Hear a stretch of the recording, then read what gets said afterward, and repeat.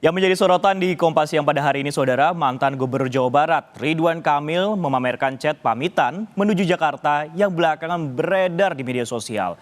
Baliho RK berpamitan hendak menuju Jakarta itu ramai dibagikan oleh akun lokal Bandung.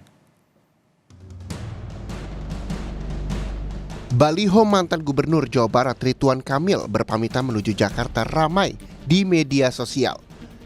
Ia membagikan itu melalui media sosial Instagramnya sekaligus untuk merespons omongan Bendahara Umum Partai Nasdem Ahmad Sahroni yang siap melawan RK dalam pertarungan Pilkada DKI.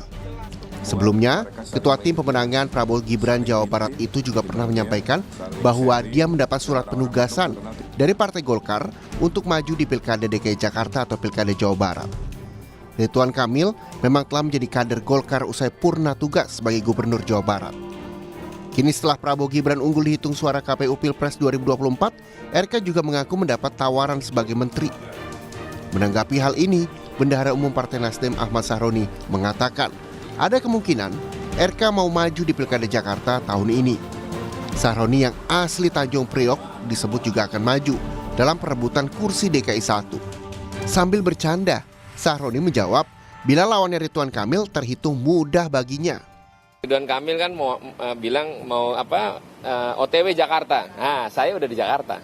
Nah, ini bukan dan Merdeka Selatan kali, Bang. Enggak kan, kalau mungkin Ridwan Kamil mau maju Gubernur Jakarta. Dia kan OTW dari Bandung ke Jakarta. Kalau gua kan dari Jakarta. Berarti lebih mudah, Bang. Lebih mudah Jakarta.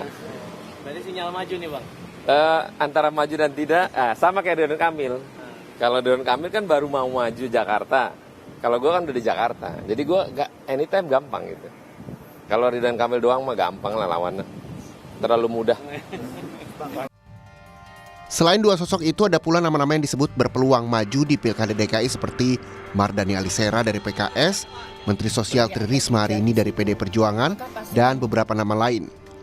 Siapapun yang terpilih nanti harus berhadapan dengan masalah ibu kota yang hingga kini belum terselesaikan. Mulai dari kemacetan hingga banjir.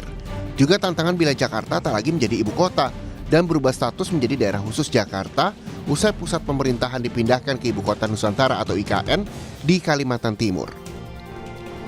Tim Liputan, Kompas TV.